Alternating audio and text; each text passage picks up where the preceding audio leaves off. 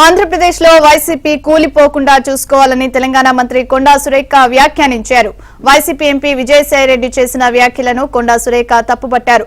ముందు ఏపీ సంగతి చూసుకున్న తర్వాత తెలంగాణలో కాంగ్రెస్ గురించి వైసీపీ నేతలు మాట్లాడాలని హితవు పలికారు. టీఎస్పీఎస్సీ పైన కవితకు మాట్లాడే అర్హత లేదంటున్న మంత్రి కొండా సురేఖతో మా ప్రతినిధి హేమ ఫేస్ టు ఫేస్. సభలో గవర్నర్ స్పీచ్ పైన బీఆర్ఎస్ నేతలు అనేక ఆరోపణలు చేస్తున్నారు. మనతో పాటు మాట్లాడడానికి మంత్రి కొండా సురేఖ మాట్లాడారు.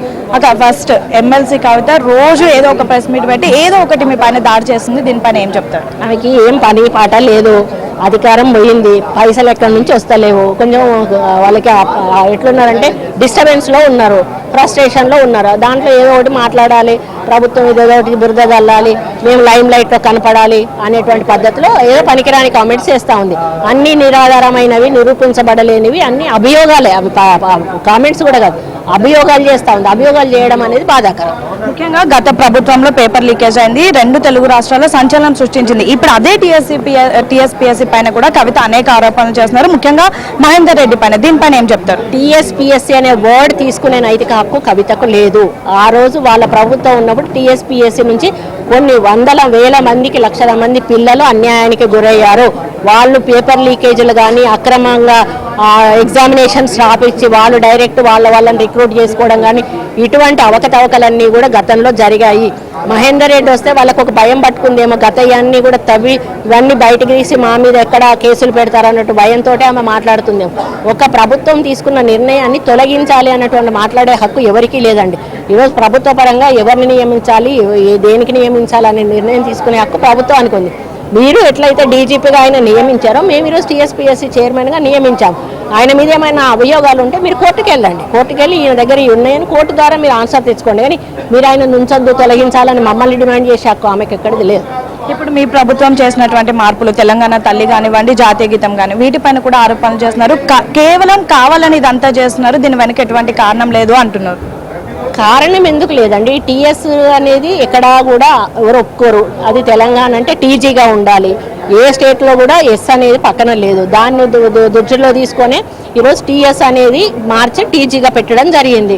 జాతీయ గీతం అనేది మన తెలంగాణ గీతం అనేది గతంలో వాళ్ళు అడాప్ట్ చేసుకున్నది. దాన్ని వాళ్ళు ప్రతి చోట కూడా ఎక్కడ ఉద్యమం జరిగినా దాన్ని పాడిన వాళ్ళే. దాన్ని వాళ్ళ అధికారంలోకి వచ్చినాక పెడతామన్నారు, పెట్టలేదు. అదే మేము ఈరోజు ఇంప్లిమెంట్ చేశాము. తెలంగాణ తల్లి అనేదామని ఒక దొరసాన్లాగా ఆ విగ్రహాన్ని చేశారు. తెలంగాణ తల్లి విగ్రహం వడ్డానం పెట్టుకొని నగలేసుకొని ఒక వెలమ దొరసాని లాగా ఆమెను చేశారు. అలా ఉండకూడదు అని తెలంగాణ తల్లి విగ్రహ రూపురేఖలు కూడా మారవాలని మూడింటి మీద కూడా నిర్ణయం తీసుకోవడం జరిగింది. ముఖ్యంగా కాంగ్రెస్ ప్రభుత్వాన్ని ప్రజలు కాదు, కాంగ్రెస్ ప్రభుత్వం నాయకులే కూల్చుతారు అని అనేక ఆరోపణలు చేస్తున్నారు. దీనిపైన ఏం చెప్తారు? వాళ్ళు పగటి కళలు కంటా ఉన్నారు. మీ పగటి కళలు నిజం కావు. కాంగ్రెస్ పార్టీ పర్ఫెక్ట్గా 5 సంవత్సరాలు కూడా రేవంత్ రెడ్డి గారి నాయకత్వంలో ముందుకెళ్తుంది. మేమైతే 6 గ్యారంటీలు ఇచ్చామో అమలు చేస్తాము. ప్రజల పక్షాన నిలబడుతుంది. అభివృద్ధి ధ్యేయంగా ముందుకు పోతుంది. 2 లక్షల ఉద్యోగాలను భర్తీ చేస్తుంది. మేము మేనిఫెస్టోలో పెట్టిన ప్రతి అంశాన్ని కూడా ప్రజలకు అందిస్తుంది. ఫైనల్ గా నిన్న విజయసాయిరెడ్డి కూడా కామెంట్ చేశారు, తెలంగాణలో కాంగ్రెస్ ప్రభుత్వం పడిపోబోతుందని. దీనిపైన ఏం చెప్తారు? నేను అదే చెప్తున్నా. విజయసాయిరెడ్డి గారు వైఎస్ఆర్సీపీ ప్రభుత్వం మళ్ళీ అధికారంలోకి వచ్చేట్టుకు ట్రై చేసుకోండి, అది పడిపోకుండా చూసుకోండి. అంతే తప్పితే మా తెలంగాణ ప్రభుత్వం గట్టిగానే ఉంటుంది, మీరేం బాధపడాల్సిన అవసరం లేదు. మహిళలందరూ ఎదురు చూస్తున్నారు. 500 గ్యాస్ ఎప్పుడు రాబోతుంది, 200 యూనిట్ల కరెంట్ ఫ్రీ ఎప్పుడు రాబోతుంది? ఈ వారం 10 రోజుల్లో అది ఇంప్లిమెంట్ చేయబోతున్నామమ్మా. ఆల్రెడీ అది మా క్యాబినెట్లో డిస్కస్ అయింది, అసెంబ్లీలో పెట్టి తీర్మానం చేసి ఇద్దాం. చివరిగా రేవంత్ రెడ్డి ఒంట్లో ఇంకా పచ్చ రక్తమే పారుతుంది అంటున్నారు, దీనిపైన ఏం చెప్తారు? మరి అట్లా అంటే వాళ్ళ నాన్న కూడా కాంగ్రెస్లో పనిచేసిండు, టీడీపీలో పనిచేసిండు, ఆయన మళ్ళీ వచ్చి సీఎం అయిండు కదా. అట్లా కూడా రేవంత్ రెడ్డి వస్తాడు అంటే మీ నాన్నలో కూడా పచ్చరక్తం పారింది. అది చాలా తప్పు. ఇప్పుడు ఏ పార్టీలో పోయినా కూడా ఆ పార్టీకి అంకిత భావంతో పనిచేయాలి ఎవరైనా కూడా. పాత పార్టీని వీళ్ళ మీద వేసి రుద్దడం అంటే మీ నాన్న మీద 2 పార్టీలను వేసి రుద్దాలి, కాంగ్రెస్ పార్టీను తెలుగుదేశాన్ని. కాబట్టి అట్లాంటి ఏదో మాట్లాడలే కదా అని మాట్లాడి విమర్శించే పద్ధతి మానుకుంటే బాగుంటుందని అసలు. సో మొత్తానికి అయితే మరొక వారంలోనే 2 గ్యారెంటీలు అంటే 500 రూపాయలకే గ్యాస్ సిలిండర్తో పాటు 200 యూనిట్ల కరెంటు ఫ్రీని కూడా మరొక వారం రోజుల్లోనే అనౌన్స్ చేయబోతున్నాం అంటూ